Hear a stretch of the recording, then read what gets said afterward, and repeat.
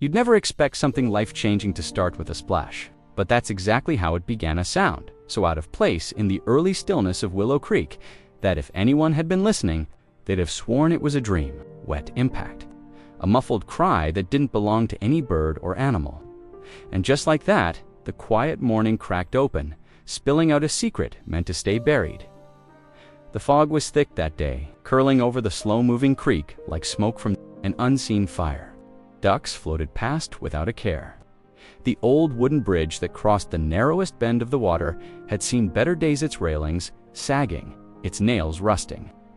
But someone had walked across it before sunrise. Someone carrying a sack, heavy, and still someone who didn't want to be seen. The sack hit the water with a wet thud. It should have sunk, should have disappeared into the current forever. But fate had other plans. The rough burlap caught on a twisted tree root jutting from the muddy bank, holding it just above the pole of the creek dot, and inside that sack something moved, not from the current dot, from within. About 200 yards downstream, in a quiet blue house with peeling white trim, 4-year-old Max Brooks stirred in his sleep. His dinosaur pajamas were wrinkled, tangled around his legs. The dream that woke him, he couldn't explain it. Just water, crying, something afraid. Max hadn't spoken a full sentence in nearly 7 months. After his dad died, it was like someone had reached inside and turned off a switch. The doctors said words like selective mutism and sensory shutdown. His mom, Jenny, just said, "He's still grieving." But that morning, Max's eyes flew open, wide and clear. He didn't cry. He didn't call for his mom. He simply sat up, like someone had tapped him on the shoulder. Then he walked to the window. It was still early, too early for cartoons or cereal or anyone in their right mind to be outside. But Max pressed his forehead to the cold glass and stared out at the misty yard behind the house, the slope leading down to the water, the dock where his mom sometimes sat to tell stories about the dad Max couldn't quite remember. And then he saw it, a lump, something by the creek, shifting. Without a sound, Max turned from the window and padded down the hallway, the wooden floors cool under his small feet. Jenny's door stayed closed. She'd worked a double at the diner the night before. Max didn't want to wake her. This was something else, something just for him. He dragged over the stool he used to reach the kitchen counter, climbed up to the back door, and undid the deadbolt with practiced fingers. The door swung open with a faint creak. The air was damp and sweet, the grass soaked with dew. But Max didn't flinch. He made his way down the slope, past the dock. Following the creek upstream toward the bridge, whatever it was, it needed him. The burlap sack was soaked, bloated from the water, but it moved. Max stopped at the edge of the bank and stared. He crouched low, watching it. Then the sound came again, pained, barely there, a whimper. He stepped into the water. It was cold. His pajama bottoms clung to his legs. Pebbles and sticks bit at his feet. But Max kept moving until he reached the sack. He grabbed the edge that was tangled on the root and began to pull. Inch by inch, it was heavy. So heavy, but Max's little arms didn't stop. His jaw clenched. His fingers turned red from gripping. Wet rope, he dragged it to shore. When the sack hit solid ground, something inside groaned. Max didn't hesitate. His hands moved to the top, where a thick rope tied the opening shut. It was swollen and tight, hard to grip. He struggled, grunted, used his teeth at one point, but eventually the knot loosened. He opened the sack, and what stared back at him made his breath catch in his throat.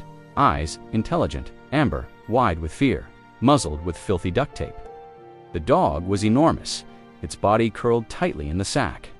Zip ties bit into its legs, so tight that Max could see raw skin and blood beneath the tangled fur.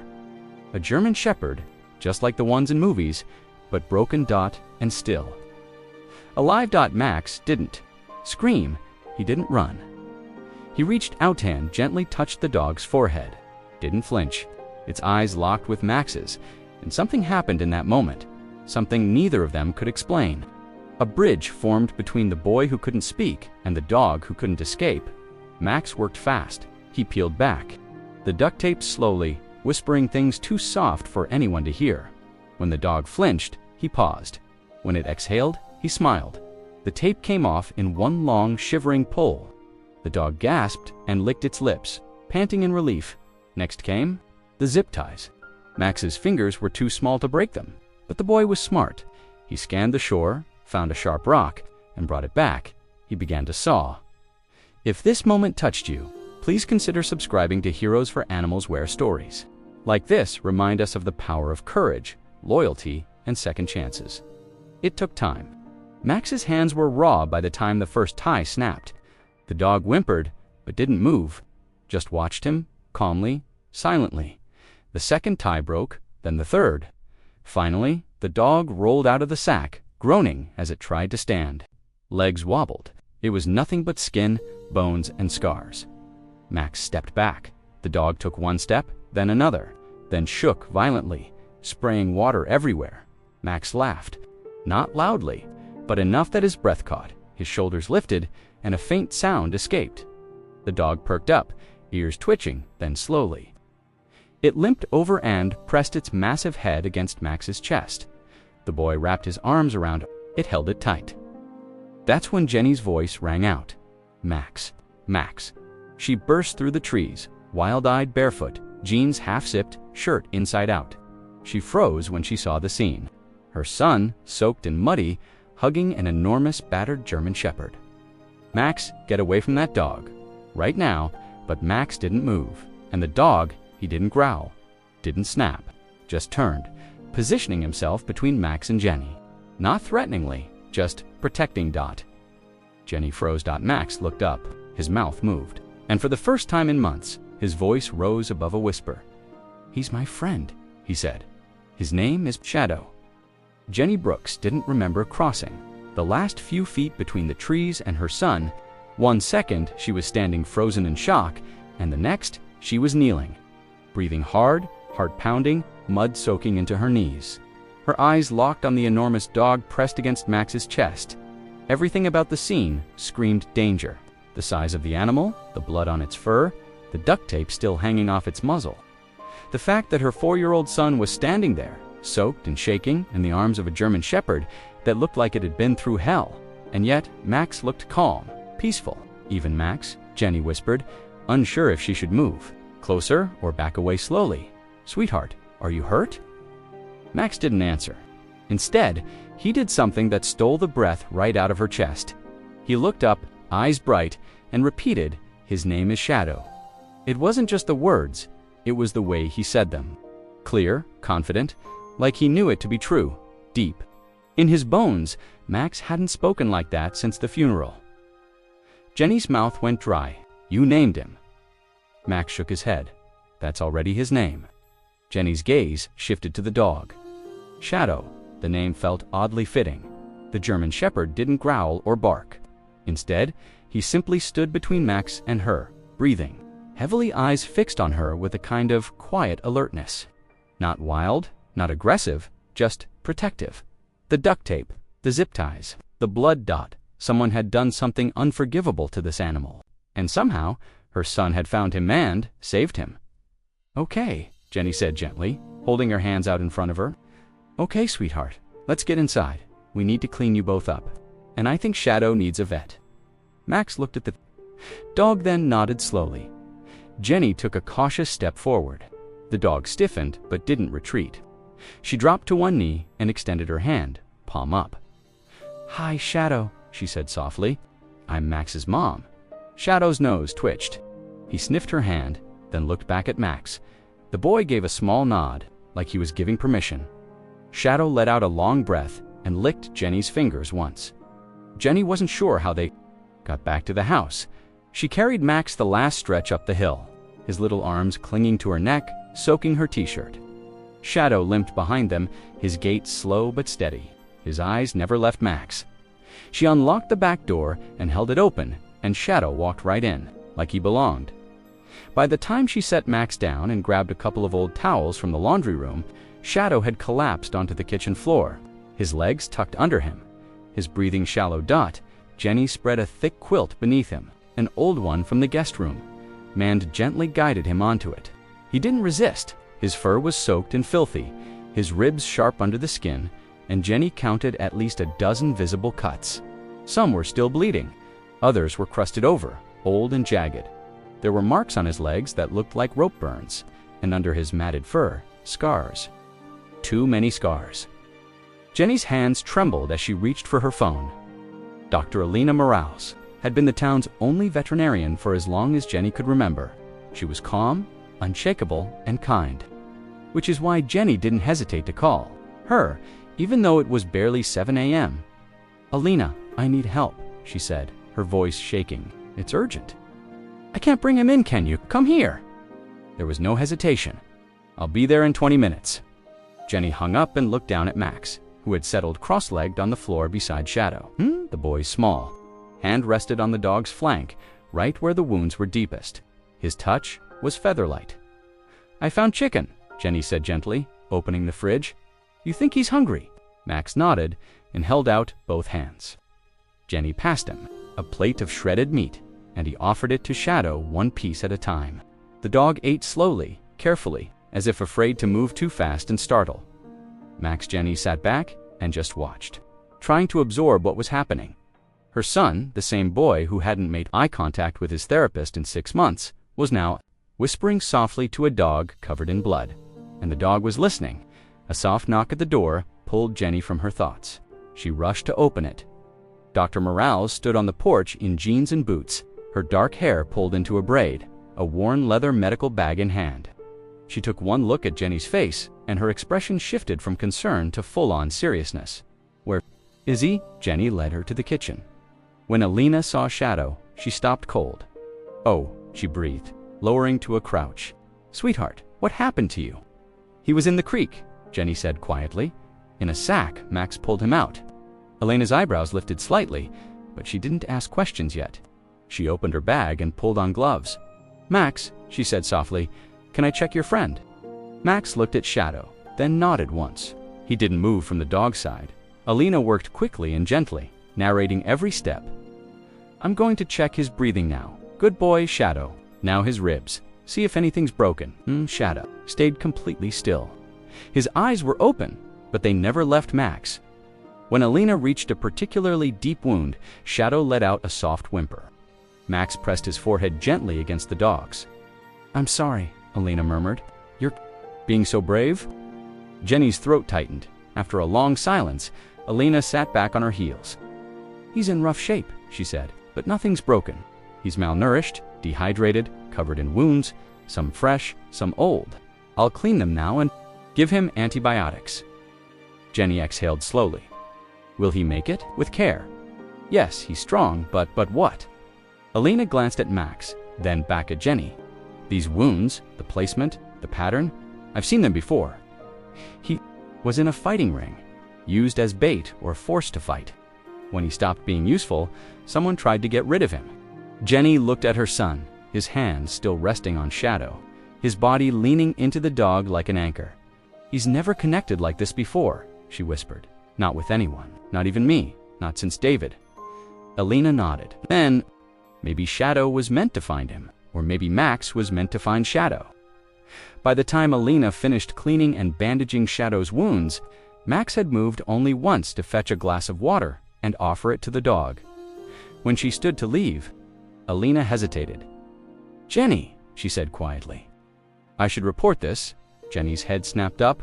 "What? This kind of cruelty? It's not just about one dog. It's usually part of something bigger. The sheriff needs to know." Jenny looked at Max. He was curled beside Shadow, now eyes heavy with sleep. "Can it wait? Just a day or two? He's just starting to come back to me." Alina hesitated, then nodded. 2 days, but I have to do it.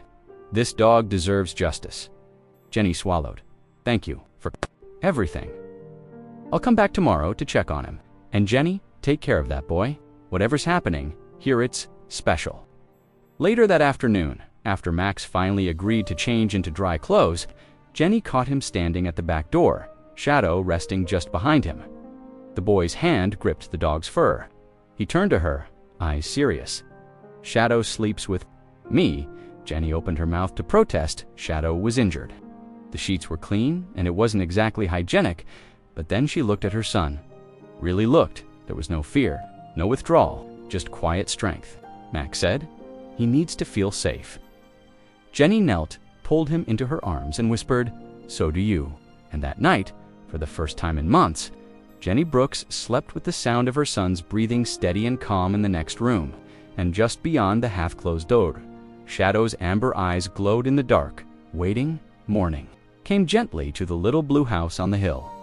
Golden sunlight filtered through Max's bedroom window, casting soft squares of light across the wooden floor. Jenny stood in the doorway, a mug of coffee in hand, watching her son sleep. Max was curled on his side, one arm slung over the large German shepherd stretched out beside him. The boy's cheek rested against the dog's thick fur, rising and falling with each breath. Shadow didn't sleep. His eyes were open, watchful, calm, alert. When Jenny took a step forward, the dog's ears twitched, and his head turned just slightly to meet her gaze. She offered a small nod. "Good morning, Shadow," she whispered. His tail thumped once in reply. It was hard to believe this was the same animal Max had pulled from a soaked burlap sack just the morning before. He looked stronger already, though his body still bore the raw evidence of cruelty scabs and stitches. Deep wounds under fresh bandages, muscle wasted away from weeks of neglect. But there was something in his posture that defied all that. Pain, steady, grounded, protective. Jenny glanced at the clock. They had a therapy appointment at 9, and a problem: she couldn't bring a wounded German shepherd into a children's therapy center. But she couldn't leave him alone either. Not in a strange house, not in his condition, and definitely not when Max had made it very clear Shadow had to stay close. As if sensing her dilemma, Shadow carefully eased himself out from under Max's arm. He moved slowly, but with more control than yesterday, limping but upright. He padded toward her, tail low and relaxed, and stopped at the threshold. "You need to go outside," Jenny whispered. He gave a small shift of his head like a nod. Jenny led him through the kitchen and opened the back door. The air was crisp, and the dew still clung to the grass. Shadow stepped out and immediately began circling the yard knot. Just to relieve himself, Jenny realized, but to scan the tree line, nose twitching, eyes scanning. He was patrolling, checking for threats. Even injured, he was still watching over Max. By 8 a.m., Jenny had a plan. She sent a quick text to her best. "Friend Olivia, can you come over ASAP? Need you to dog sit while I take Max to therapy." Long story, a minute later. Olivia replied, "On my way, and there better be coffee." Jenny smiled, tossed a few slices of toast in the toaster, and headed back to Max's room. "Time to get dressed." "Honey," she said softly, rubbing his back, "Dr. Winters is expecting us." Max blinked awake, groggy but calm. His hand found Shadow without even looking, fingers curling into the dog's fur like it was a reflex dot to Jenny's surprise. Max didn't argue or retreat like he usually did on therapy days. He nodded, slid out of bed, and after ensuring Shadow followed, began pulling on fresh clothes. He even ate half a slice of toast. Olivia Taylor arrived at 8:30 a.m. sharp, breezing through the front door with her curly red hair pulled up in a messy bun and a travel mug in one hand. "Okay," she said, stepping into the kitchen. "You said dog sit, but I wasn't expecting Suyo's war-torn cousin." Shadow sat beside Max's chair, ears up, eyes tracking Olivia. Max tensed slightly, his hand tightening in Shadow's fur. "Liv," Jenny said gently, "this is Shadow. Shadow, this is Olivia. She's a friend." The dog's gaze stayed fixed. For a moment, evaluating, and then slowly relaxed, his posture softened. Apparently, she passed. "Whoa," Olivia whispered, easing onto a chair. "Okay, that was intense." Jenny offered her a grateful smile. "It's been a lot." "Yeah, no kidding." "Promise I'll explain everything when we get back," Jenny said. "Right now, I just need to make sure Max doesn't miss his session." Olivia nodded. "You go. We'll be fine." She looked at Max, who studied her for a beat, then leaned down and whispered something into Shadow's ear. The dog responded with a soft lick on the boy's cheek and walked over to sit beside Olivia's chair. "He says it's okay," Max said. Olivia blinked. "Who says?" "Shadow." The drive into town was quiet at first. Max stared out the window, fingers tracing invisible patterns on the glass. Jenny glanced at him every few seconds, unsure whether to talk or let the silence be. But then, halfway down Main Street, Max turned to her. "Shadow needs me to talk," he said. Jenny nearly swerved. "What?" "Baby, he was hurt inside, like me, but he's still brave, so I should be brave too." Jenny's throat tightened. It was the most Max had said to her in public in almost a year. Dr. Rebecca Winter's office was located in a cozy Victorian house with big windows, calming colors, and walls lined with kids' drawings. Max had been coming here twice a week for months. He rarely spoke, barely played. Most days, Jenny left wondering if the sessions even helped, but today was different. As soon as they stepped into the therapy room, Max turned to Dr. Winters and said, "I found a dog.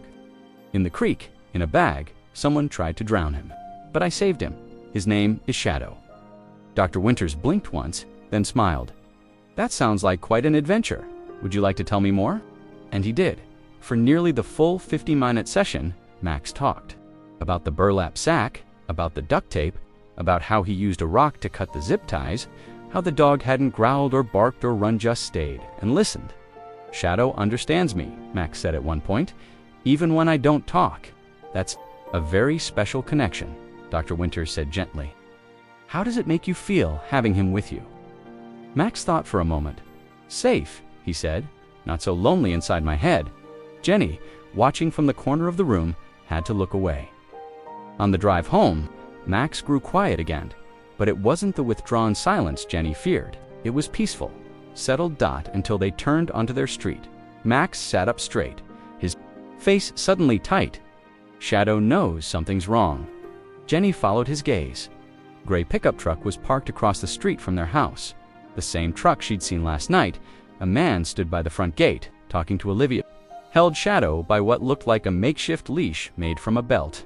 From a distance, Jenny could see Olivia's stiff posture, the way she kept her arms crossed, shaking her head.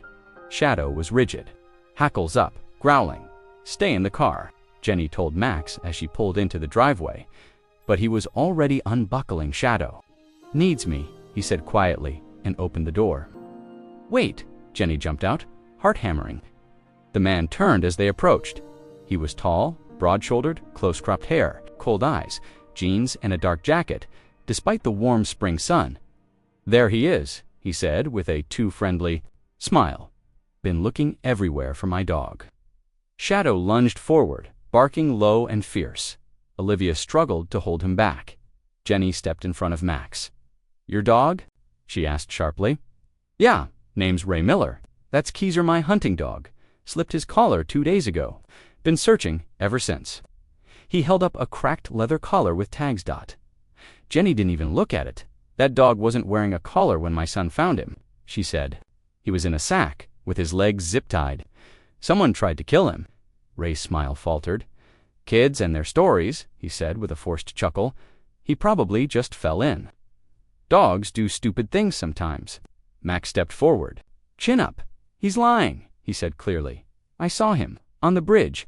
He threw the bag into the water. Ray's face went stone cold. Jenny's stomach dropped. "You need to leave," she said, reaching for her phone. Now, Ray's hand shot out and grabbed her wrist hard. "I don't think that's necessary." Shadow's growl turned into a snarl in a flash. He broke free of the belt. He didn't attack. He stood between Ray and Jenny. Teeth bared, eyes locked on the man's face. Ray let go.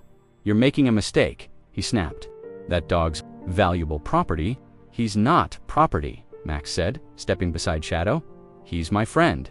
Ray stared at them both, then turned and walked to his truck. "This isn't over," he said as the engine roared to life. "I'll be back, with proof." Jenny stood frozen, her wrist throbbing, her son pressed against the dog's side. Her safe little world, her quiet recovery had just been shattered, and she had no idea what was coming next. By the time Ray Miller's truck disappeared down the road, Jenny could barely feel her own fingers. Her legs were trembling, her wrist already swelling from where he'd grabbed her. But none of that mattered compared to the way he had looked at Max, like he knew him. Like Max wasn't just some kid who rescued a dog, like he recognized him. Max, however, seemed unshaken. He knelt beside Shadow, who had already stopped growling, and was licking the boy's cheek. As if to reassure him, everything was okay now, but it wasn't, not even close. "We need to call the sheriff," Olivia said, breathless. She had already pulled out her phone. That man his hand on you, the way he stared at Max. Jenny nodded, her voice low. Yeah, and Max, he said he saw him.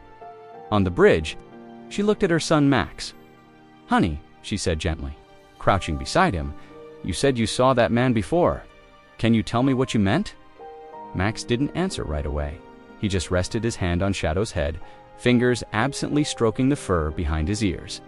Then, after a moment, he said, He's the man from my dreams, the one in the gray truck, the one who watches. Jenny felt like the air had been sucked out of her chest. Inside the kitchen, while Olivia stayed close to Max and Shadow, Jenny called the sheriff's office and asked for Sheriff Dawson directly. She kept her voice steady-focused, but her heart wouldn't stop hammering. Dawson arrived within the hour. He was tall, lean, and well-worn, in the way only small-town sheriffs tend to be gray streaks in his hair, crow's feet around his eyes, and a way of walking like every step carried the weight of years. He took one look at Jenny's wrist, then at Max sitting quietly beside Shadow, and his jaw tightened. Start from the beginning, he said. Jenny told him everything from the sack in the creek to the man who showed up claiming Shadow was his. When she got to Max's statement how, he said he saw Ray Miller throw the bag from the bridge. Dawson leaned forward. Wait, Max actually witnessed the sack being thrown into the water. Jenny nodded. He drew something too, last night. She retrieved the paper from the fridge where she had magneted it earlier, a crayon drawing, haunting in its detail. A gray truck, a man holding a bag over the railing. In the background, behind the trees, a small figure with wide eyes watching. Sheriff Dawson studied it for a long time without speaking. Jenny, he said finally, this might be more than a case of animal cruelty. While Olivia fixed tea in the kitchen, Jenny stepped onto the front porch with Dawson, who spoke low so Max couldn't overhear. For the past few months, he said, we've been working with departments in 2 neighboring counties. We've been tracking a suspected traveling dogfighting ring shows up in rural areas, hosts fights in barns, fields, abandoned warehouses, then moves on before local law enforcement can shut them down. He paused. There have also been whispers about something worse. Jenny gripped the porch rail. What do you mean worse? Dawson hesitated. We don't have anything solid, but some of the areas these people pass through, kids have gone missing. Nothing official ties them together yet, but the stories are similar. Jenny went cold. You think Max was targeted? Maybe not originally, Dawson said, but now, if that man realizes Max saw what happened, yes, I think your son is in danger. Jenny stared out at the quiet road, the soft chirp of spring birds so painfully out of place now. I need to ask Max some questions, Dawson said gently. Would that be all right? Jenny nodded, though her stomach twisted. Back inside, Max was coloring again. Shadow lay stretched beside him, tail flicking gently against the hardwood. The boy looked up as Dawson entered, but he didn't retreat. Hey there, Max, Dawson said, crouching to his level. Remember me? I gave you a badge sticker last 4th of July. Max nodded slightly. I heard you met a pretty special dog this week. Max looked at Shadow, then nodded again. His name is Shadow. I saved him. He saved me too. That's what I heard, Dawson said, smiling warmly. Can I ask you something important? Max didn't answer, but his eyes stayed on the sheriff. The man who came today, Ray Miller, do you remember seeing him before you pulled Shadow out of the creek? Max looked at his drawing. I saw him throw the sack. I was hiding. Like in a game, in the trees by the bridge. He didn't see me. Dawson's expression didn't change, but Jenny saw it in his eyes. The shift, the confirmation, and the truck. Dawson asked, You're sure it was the same one? Max nodded. Gray, big scratch on the side. He had a watch, said 515. Jenny's knees nearly gave out. The level of detail, the clarity. Max hadn't imagined it. He had witnessed it. After Dawson, left with promises of increasing patrols and keeping a cruiser nearby, Jenny sat on the couch, staring blankly at the family photo on the mantel. The one with her, David, and baby Max. That picture used to bring pain. Now, it was something else. A line in the sand before. And now, Shadow stood in the hallway, watching her with those calm amber eyes. You're not just a rescue dog, she whispered. You're something else. He blinked slowly. then padded silently into Max's room, curling back onto the quilt like he'd lived there his whole life. The next day brought new tension. While Max watched cartoons with Shadow curled around him like a second blanket, Jenny noticed fresh blood on the dog's bandages, probably from when he lunged at Ray. She dialed Dr. Morales immediately. "I'll come to you," Alina said. "And, Jenny, I've been thinking about that man." Jenny paused. "So have I." "There's something else," Alina said quietly. The way Shadow reacted. That wasn't just fear. That was memory. When Alina arrived, Shadow let her examine his wounds without protest. Max stayed close the entire time. "The stitches tore a little, but no infection," she said. "The gauze? He's healing faster than I expected." She looked at Jenny. "You need to keep him with you. I mean it, whatever that man's after." "Shadow's part of it?" Jenny nodded. "He's not going anywhere." Elena's voice dropped. "And neither is that man. I can feel it." That evening, Max spoke again, this time while helping Jenny set the dinner table. "Shadow says the man might come back." Jenny turned slowly. "How do you know that, sweetheart?" "Because he saw me." Jenny dropped the fork in her hand. "He didn't know before, but now he does." "Max," Jenny said carefully, "what did Shadow tell you?" The boy hesitated. "He says we need to be ready." That night, Jenny couldn't sleep. Every creak of the house, every passing car made her flinch. She checked the locks, double-checked the windows, kept her phone by the bed dot at 2:17 a.m. Shadow growled, low, quiet. Jenny bolted upright. Max was still asleep, arms wrapped around Shadow's neck, but the dog's eyes were fixed on the window. Outside, headlights flashed through the trees, then vanished. Jenny crept to the window and peeked. Through the curtain, a truck parked a few yards down the road. No lights. Engine off. Just sitting there watching, she backed away from the window, her pulse thundering in her ears. Shadow stood now, silent, every muscle taut. Jenny whispered, "We need help." And this time, she didn't just mean the sheriff, she meant protection, because the storm wasn't coming, it was already here. The next morning arrived like any other cheerful sunlight, birds chirping, the smell of coffee drifting through the house. But nothing about Jenny's mood matched the warmth. Outside, she stood at the kitchen sink, her gaze locked on the tree line beyond the backyard. The truck was gone, but she couldn't shake the feeling that someone had been watching in Max's room.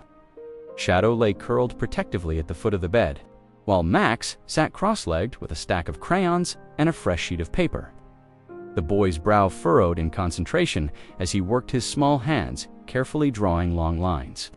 Dark wheels, a wooden bridge, was weight in the air. As if the house itself was holding its breath, Jenny checked the time. 8:42, Max had therapy again that morning. She picked up her phone and texted Olivia. "Can you swing by again today? Just need a little help with Shadow while I take Max to Dr. Winters." A reply came seconds later. "Be there in 15, I'll bring muffins." And pepper spray. True to her word, Olivia showed up at 9 a.m. sharp, carrying a pastry bag in one hand and a determined scowl on her face. "I didn't sleep last night," she muttered, setting her bag down. "Kept dreaming about that creep." In the truck, same, Jenny said, "except I don't think it was a dream." She told Olivia about the lights in the woods, the growl, the truck just sitting there, dark and waiting. Olivia's jaw clenched. "You need to call the sheriff." "Again?" "I did," Jenny said. "He's on his way." She glanced at Max and Shadow. Max had finished his drawing and was now showing it to the dog, pointing to the gray crayon scrawled across the bridge. Shadow's tail thumped once, like he understood Dawson arrived just after breakfast. He didn't waste time with pleasantries. "I need to see the drawing Max made," he said, after Jenny gave him a rundown of the previous night.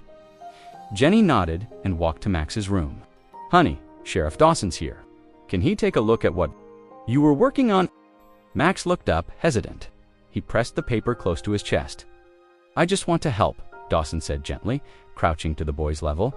"What you sit could help stop that man from hurting anyone else." Max glanced at Shadow.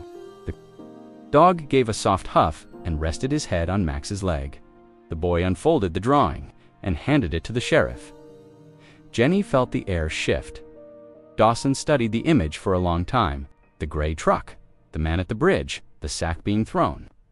But this version was even more detailed than the first dot. In the corner, small but unmistakable, was a wristwatch. The hands pointed to 5:15, and behind the trees, a tiny figure, Max. "You saw everything, didn't you?" Dawson asked. Max nodded. Jenny stepped forward. "He didn't tell me everything. I think he was trying to protect me." Max looked at her, his eyes solemn in shadow. Dawson exhaled slowly. "Jenny, we need to talk alone." They stepped onto the porch again, where the morning sun didn't feel quite so friendly. Dawson's tone was serious now. "That Man Ray Miller ran his plates last night. Got a hit from law enforcement out of state? He's connected to an interstate dogfighting ring?" Jenny's stomach dropped. "That's not all," he continued. "We've been investigating suspected child trafficking at some of these events. Nothing conclusive until now." Jenny felt dizzy. I think Max saw something he wasn't supposed to see, and I think Miller knows it." Her voice came out, barely above a whisper. "You think he'll come back?" "I bet my badge on it." Inside, Shadow was pacing again, not nervously, methodically, like a soldier checking his perimeter. He paused at the front door, then turned toward the window. Nose twitching. Max sat on the floor, hugging his knees. When Jenny came in, she crouched next to him. "Sheriff Dawson needs your help, sweetheart. He says if we can tell other officers what you saw, we might be able to stop those bad people for good." Max didn't answer right away. Then, slowly, he said, "I want to help the other dogs, and the kids, the ones they take." Jenny's heart cracked open. "You don't have to do anything scary," she said. "Just talk. We'll be with you the whole time, and Shadow, too." At the sound of his name, the dog walked over and nuzzled Max's shoulder. Max looked at his mom. Then yes, later that afternoon, a child psychologist arrived. Someone Dawson trusted, someone gentle. She sat in the living room with Max and Shadow, while Jenny and the sheriff waited just out of sight. The recording was simple, quiet. Max's voice carried through the house. Soft but steady. "I saw the truck first. I was hiding in the trees. Because I couldn't sleep, I wanted to see the sunrise." There was a pause. Then the man got out. He had a bag. He looked around a lot. Then he threw it. The room was silent. I heard it land, and the water moved. I wanted to go to it, but I waited until he left. The child psychologist spoke softly. "What made you decide to go to the sack?" "I heard crying. It sounded like me, from before." Jenny covered her mouth to muffle her sob by the time the recording ended.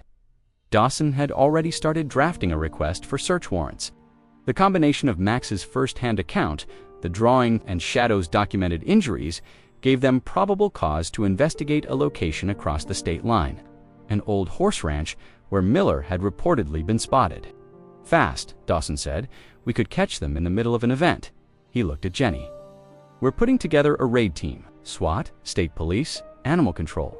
But we need Max's help. His statement ties everything together." Jenny hesitated.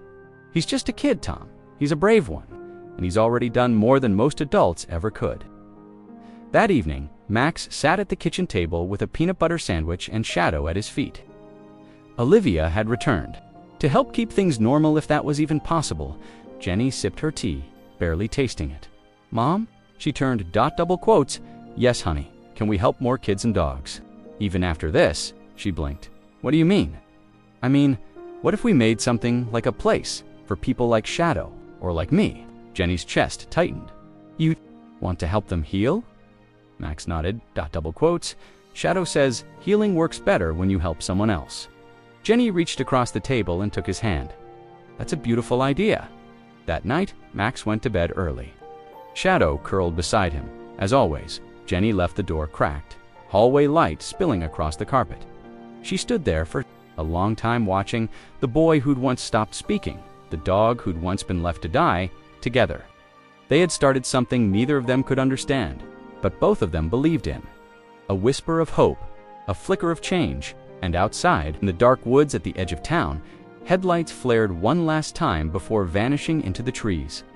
Something was coming, but so was justice. It started with a quiet knock just after midnight. Sheriff Dawson stood on the porch, his cruiser parked discreetly by the barn. He wasn't in uniformed jeans, boots, and a windbreaker, but There was something about his posture that told Jenny it was time. She nodded, already dressed, her backpack by the door. Max was in the living room, curled up on the couch next to Shadow. He wasn't asleep, hadn't really slept in days. But when he saw Dawson, he sat up straight and reached for the dog's collar. "Are they ready?" Max asked. Dawson gave him a small nod. "We've got teams setting up around the property right now, but we need you to stay here, all right? This is the hard part, the scary part, and we don't want you near it." Max lowered his eyes. "But you helped us get here," Dawson said gently. "That drawing, that story. You were brave enough to speak when it mattered most." Max looked at Shadow, then back at Dawson. "Will they save the dogs?" Dawson nodded. "Every last one." Jenny watched the sheriff's truck disappear down the road, then closed the door with a trembling sigh. Olivia had offered to stay the night again. Now she was brewing. Fresh coffee in the kitchen like it was Sunday morning and not the night of a federal raid. Max sat cross-legged on the floor. Shadow sprawled beside him, tail flicking softly. He was quiet, too quiet. "Want to talk about it?" Olivia asked, kneeling beside him. Max shook his head, just waiting for what? He looked toward the window, for the screaming to stop. An hour later it came. Not the screaming, the phone call. Jenny answered on the first ring, her hands clammy. "It's done," Dawson said. "They were in the middle of prepping 3 dogs for a fight when we moved in. 15 more were locked in cages. Most malnourished, a few hurt, all alive." Jenny pressed a hand to her chest, blinking back tears. "And the man, we got Miller, along with 3 others. One of them ran, but K9 caught up with him in the woods." Jenny could hear the sirens in the distance, now moving away, taking monsters with them. "Tell Max," Dawson added, "he just saved 18 lives tonight." By morning, the town knew. Word spread fast in places like this, especially when it involved something dark being brought into the light. The sheriff's office released a public statement, thanking an unnamed local boy for providing a critical lead. The paper ran a headline that read, "Small Town Hero Helps Bust Multi-State Animal Cruelty Ring." They didn't name Max, but they didn't have to. People showed up anyway. First came the sheriff himself, bringing Max a badge with a real silver backing and the words "Honorary Deputy" engraved on it. Then came Dr. Morales, who knelt beside Shadow and whispered, "You saved more than yourself, boy," before placing a brand new collar around his neck. It had a name tag, Shadow, and on the back, property of Max Whitaker. Over the next few days, something shifted. Not just in the town, in Max, he began to speak more, play more. The nightmares didn't vanish completely, but he no longer woke up screaming. He'd sit on the porch every evening with Shadow, sketching pictures of dogs in green fields and blue skies. Instead of bridges and gray trucks, Ginny found him once drawing a picture of their house. Only it had been turned into something larger. A barn with kennels. Kids playing fetch with dogs of all shapes and sizes. When she asked him what it was, he answered without looking up. "It's a rescue place, like a home." 6 weeks later, Shadow was officially certified as a therapy dog. Dr. Morales had fast-tracked the paperwork, calling in favors from a friend at the Department of Animal Welfare. His scars had healed, though his eyes still carried a gravity that most dogs never knew. Wherever Max went, Shadow went. School, the grocery store, church. One Sunday, Jenny noticed the congregation clapping as Max stood beside Pastor Ray, holding a leash in one hand and a framed certificate in the other. Pastor Ray had tears in his eyes. "This young man reminded us all," he said, voice thick, "that courage doesn't wait for age. Sometimes it shows up in the body of a child. Sometimes it walks on 4 legs." That summer, Jenny took a second job. Not out of necessity, but purpose. With Olivia's help, she began planning a nonprofit Second Chance Acres, a rescue and recovery program for dogs, and kids, especially those with trauma. They started small, 1 donated barn for crates, a used pickup, and a lot of elbow grease. But word spread fast. Donations came in, volunteers signed up, and soon the barn had walls, a roof, and insulation. Then came the dogs, each one broken in some way, each one like Shadow and Max. He was there for every arrival. One sweltering afternoon in late August, a truck pulled up outside the barn. The driver was a woman in her 60s, wearing thick glasses and a straw hat. "I heard y'all take the hard cases," she said, nodding toward. the passenger seat. A German shepherd sat their ribs, visible, ear nicked, eyes wary. Max stepped forward, Shadow at his side. He didn't say anything, just crouched low, held out a hand, and waited. The shepherd didn't move at first, then slowly, cautiously, he stepped down from the truck and approached the boy. Max smiled. "We're gonna call you Ranger." Shadow wagged his tail in approval. That night, Jenny found a piece of paper on the fridge. A drawing done in blue marker and soft orange crayon. It showed a barn under stars, surrounded by dogs.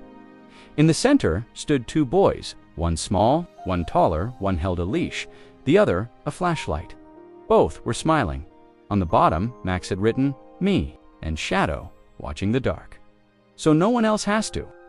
It had been nearly a year since the night everything changed. The night Max found his voice and Shadow found his purpose. The barn, once just a dream scribbled in crayon, now stood solid on its foundation, surrounded by fenced paddocks and a dozen kennels shaded under old oak trees. The hand-painted sign above the main gate read: "Second Chance Acres, where healing runs both ways," and every Sunday the place buzzed with activity. Former shelter dogs learning trust again. Children from broken homes brushing shaggy coats and laughing under the sun. Volunteers fixing fencing, planting wildflowers, and painting little wooden paw prints on the barn walls. But for Max, this place wasn't just a project. It was sacred. That morning, Max stood barefoot in the damp grass, holding a bowl of food, while Shadow sat at his side, ears alert, tail wagging low and steady. "Ready?" Max asked. Shadow barked once. Together, they walked to the far kennel. Inside sat a pit bull named Hazel, rescued just 3 weeks ago from a dogfighting bust in Louisiana. She still flinched at loud sounds and cowered when anyone raised a hand. But with Max, she was beginning to come alive. He knelt outside her kennel now, setting the bowl down gently, not looking at her directly. "You don't have to come out yet. We'll wait." And wait he did. 10 full minutes. Then, slowly, shakily, Hazel crept forward, nudging the bowl with her nose. Max didn't speak, but his smile said everything. Back inside the farmhouse, Jenny flipped through a stack of envelopes. Donations, volunteer applications, a handwritten card from a woman in Michigan who'd read about Max and Shadow in a national magazine. She paused at one letter no return address. Thick, creamy paper. Opening it, her hands froze halfway through the first paragraph. It wasn't from a supporter, it was from Ray Miller, or rather from the federal penitentiary in Marion, Illinois. "Dear Mrs. Whitaker, you don't know me well, though we've crossed paths once. I know I'll never be forgiven, and I'm not asking to be. But I heard about the boy and the dog and the place you built. You should know people like me don't change. But watching your son in the courtroom, how he stood there telling the truth, holding that dog's leash, it made me feel something I don't have words for. Guilt, maybe. Or shame. I hope you keep building that place. Maybe it'll keep others from becoming what I did." RM Jenny didn't cry, but she did sit for a long time in the kitchen, staring out the window. Sometimes justice didn't come from vengeance. It came from impact. That weekend, Max asked to visit the elementary school in town. It had taken a year of healing, learning, therapy sessions, and early morning walks. With Shadowbutt, he was ready. Not to return full-time just yet, but to visit, talk, even play kickball during recess. When they arrived, Ms. Carter met them outside with a wide grin and watery eyes. "Max Whitaker," she said, dropping to one knee, "you got taller, and that dog of yours got even more handsome." Max grinned. "His name's on the gate now." "He deserves it," she replied. "So do you." As they walked through the hallway, Shadow calmly padded beside him. His new vest, reading certified therapy dog, working "Please ask to pet me," the halls that once made Max feel so small now felt like home. And in the art room, a framed photo. Hung on the wall, Max and Shadow under the Second Chance Acres sign with the words, "Be kind, be brave, be a light." A few weeks later, Dawson showed up at the barn off duty, holding a cardboard box and looking a little sheepish. "I found this in the evidence locker," he said, setting it on the table. "Figured it belonged to you." Inside were items recovered from Ray Miller's truck. Broken chains, bloodied collars, photos, and something else. A leather-bound notebook. Jenny opened it carefully. Inside were scribbled records names, weights, fight schedules, but also markings.initials.sum were crossed out, and in the back, a list of replacements. Girls and boys, Max's name wasn't on the list, but another name was Landon Prescott. Age 9, Jenny's heart stuttered. That was the name from the police bulletin last year. The boy who'd vanished from a rest stop near Little Rock. "Oh my God," she whispered. Dawson nodded. They closed the case. "But if Max gives us permission, we can reopen it using this app." Asked Max that night. He looked at the list, then at Shadow. "Yes," he said, "because maybe Landon's mom still checks her mailbox." With federal cooperation, new leads opened up. Max and Jenny didn't go public, but behind the scenes, their statement helped track down 2 men connected to the child trafficking network. Shadow, though retired, still accompanied Jenny to meetings. With agents, his calm presence keeping nerves steady, and in late October, Jenny received a call she never thought she would. "This is Lisa Prescott," the voice on the other end said, cracking with emotion. "I just wanted to say, thank you. They found him, alive, in a foster home in Utah under a different name." Jenny sat down hard, clutching the phone. "I never stopped hoping," Lisa said, "but I thought I was crazy, and now he's home." Thanksgiving that year was different. Max insisted they invite some of the kids from the program, so the table was longer, louder, filled with laughter, mashed potatoes, and spilled cranberry sauce. Hazel had her own dog-safe feast on the porch. Shadow wore a little bandana that said thankful.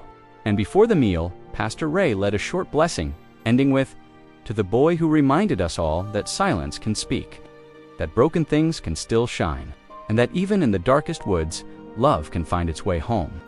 Everyone clapped.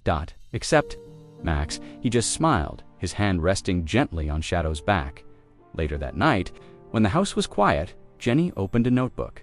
She was writing a book, not for profit, just for the truth. Its title, "The Boy, the Bridge, and the Dog Who Waited." The dedication read, "For every child who wasn't believed, for every animal who wasn't saved in time, for the shadows that teach us how to see, and for Max who taught me to listen again." The sun rose slowly over Second Chance Acres, casting long golden streaks across the frost-kissed grass. Early winter had come to Willow Creek, and the barn stood quietly in the morning chill, its red paint glowing in the soft light. Max, now 5.5, stood at the edge of the pasture, bundled in a navy jacket, a knit beanie pulled down too. His eyebrows. Shadow sat beside him, unmoving, like a guardian statue made of fur and loyalty. The world felt calm still, but not empty. It had been 2 years since that day by the bridge. 2 years since Max pulled a broken, nearly drowned dog from the water. 2 years since he first found the courage to speak again, not in words, but in action. He hadn't stopped speaking since. Inside the barn, laughter echoed off the wooden beams. Jenny stood with Olivia, both women pouring coffee into mismatched mugs while volunteers prepared for the annual winter open house. Had started smaller way to thank donors and welcome families who'd adopted rescues from the program. Now, it was the highlight of December in Willow Creek. Booths were being set up near the paddocks, face painting, ornament decorating, photos with Santa paws. Local high schoolers wore elf hats and zipped around stringing up lights and tying bows to kennel gates. Ranger Hazel and 4 other rehabilitated dogs pranced eagerly in the yard, wearing little scarves with their names sewn in. A crowd began to gather. Ray gave the welcome speech, thanking the community for their continued support. Sheriff Dawson shared a few words about the importance of standing up for the voiceless, whether they walk on 2 legs or 4. Then came Max. He stepped up to the small wooden platform, Shadow at his side, a microphone in his hand. He was nervous, but he was ready. "Hi," he began, his voice clear. 2 years ago, I didn't talk much. I was scared all the time. Then I met Shadow." He paused, looking down at the German Shepherd beside him. He didn't talk either, but he listened, and because of that, we both healed. Applause rippled across the crowd.